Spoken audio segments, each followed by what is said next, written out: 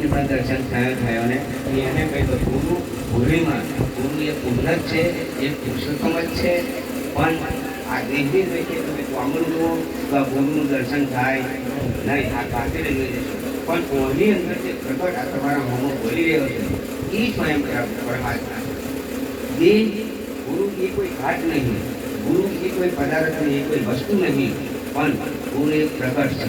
એટલે કઈ તો ગુરુ ગોવિંદ ગુરુ ફરી બિલકુલ લાગુ પાડે બલિયારી ગુરુ દેવથી ગુરુ થતી ગોવિંદ થાય. જો ગુરુ ના મળ્યા હોત તો આ પરમાત્માની ઝોંકી આપણને ના હાથ નહીં. એટલે આપણને તો એ અહોભાગ્ય કહેવાય કે આટલી આટલી ઉંમરમાં આપણને સદગુરુ મળ્યા છે, સદગુરુ મળ્યા છે, અને સદગુરુની જે પ્રાપ્તિ થઈ છે તે ઝોંકી થઈ છે, અને એનો જે આપણે બધા આનંદ લૂટી રહ્યા છે. અને આ આનંદ એવો છે કે બારે બારે ખબર પડે નહીં, બારે બારે ના ખબર પડે. કારણ કે મારા મોઢાની અંદર ચોકલેટ 2 રૂપિયાવાળી હોય તો એનો આનંદ હું પોતે જ કરતો હોય, તમને ખબર પડે નહીં. કારણ કે તમે કદાચ એટલું તો મારું મોઢું હોય એટલે તમને એવું લાગે મગજના મોઢાનું કંઈક છે, પણ આનંદ તો નહીં, આનંદ તો એનો નહીં.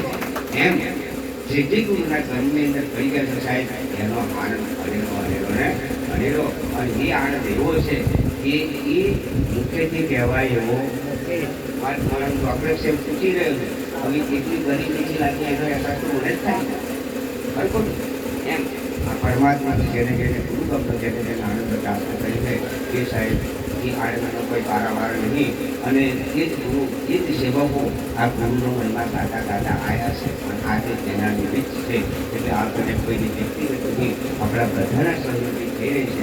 અને તમે 10 રૂપિયા આપ્યા હોય એ ગીતાનો પુરાવો છે સાહેબ કે તમે ધર્માને 10 રૂપિયા આપ્યા હોય તો પરમાત્મા એના 100 રૂપિયા આપ્યા છે.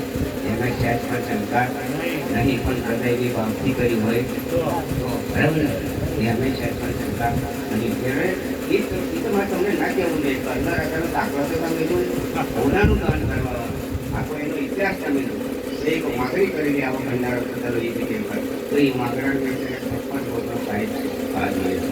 એ લીધા અવતારની અંદર પવિત્ર શિવ સેવા કરે સંગાવતી જેને આજે કુકુર એનો ભગવાન એટલે સાહેબ ધર્મનું ગમે તો અહીં એટલું નહીં, ગમેમાં આપણા કોમ્પ્યુટર પર ધર્મ ક્ષેત્ર થતું હોય તો બને તો એને 2 રૂપિયા આજે પણ મદદ કરે.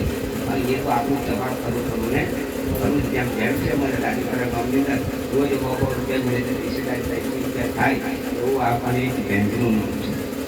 અમે કદાચ કમી જાય પણ અમે કશું ફૂટે એવું નહીં. કારણ કે આખા ભગતે કહ્યું છે કે વાપરતા આવેશમાં શબ્દન તૂટી જાય, પણ તે વિદ્યા વાપરતા વધે એ અદરજ કહેવાય. વિદ્ય જવું વિચારમાં ભણવું રાખી જીત ગુરુની શિક્ષા માનવી રાખો રૂઢી રીત. પણ ઘણી વખત મને એવો થાય ગુરુનું માને પણ ગુરુ કે એના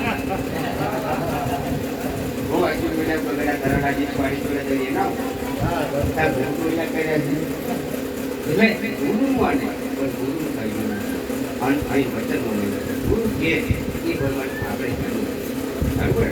અને એ વચનને ધારણા અંદર આપણે જો કરીએ તો ચોક્કસ આપણા જીવનને આપણે તો અજવાળ થઈ ગયું છે, પણ આપણા પરિવાર પણ આપણે કરીશું. મીરાભાઈએ કહ્યું કે મારી 71 તારી નરસિંહ મહેતાએ કહ્યું 71 તો આપણે 71 કરી આપણે કરશે પણ ક્યારે ગુરુ આપણે કર્યા હોય એટલે ગુરુના શરણમાં જઈ આ વસ્તુને પ્રાપ્તિ કરી લેવાની. અને હું એ પણ તમને કહું કે આપણી જોડે આ મારું આપણું મોટું ફોર્મ ઉપદેશ લેવા તૈયાર જ છે, પણ કેમ નહીં આવતું તો એમને સુધી કાસણીએ કરવું, જે ભાવે ખાવું છે, જેમ ભાવે બોલવું છે, જેમ ખાવાનું હેરવું છે. પણ આપણે તો વનમય કશું લાલ્યા વાળી ચાલતું વનમય તો 5 પ્રતિજ્ઞાનું પાલન કરું તો વનમય તું આય તો બેથી તારી માટે ચોથું તો બરાબર છે. તો મંદિરે જવું કઈ મંદિરે જવું અમારે કોઈ વિરોધ છે નહીં, પણ વનમય આવવું હોય, આ જ્ઞાન પ્રાપ્ત કરવું હોય તો આપણે પંચશીલ એટલે કે 5 મંત્રનું પાલન કરવું પડે ને કરવું પડે. પણ 5 મંત્ર આપણા પાલન થતા એ પેલો વેગો પેલો સદગુરુ ભગવાનનો પણ આપણે હું દરેકને કહું કે કોઈ કોઈની વાત કોઈ કોઈની પર આપણે નજર રાખવાની એના માટે એક સરસ દાખલો આવે તમે બધા જ રાજ્યના ગુરુ મહારાજને ઘેર આવ્યા તો તમે બાઇકમાં આવ્યા, ફોરવીલ આવ્યા, પણ કેરી પણ હાથમાં હતું પોતાના હાથમાં હતું બરાબર ને.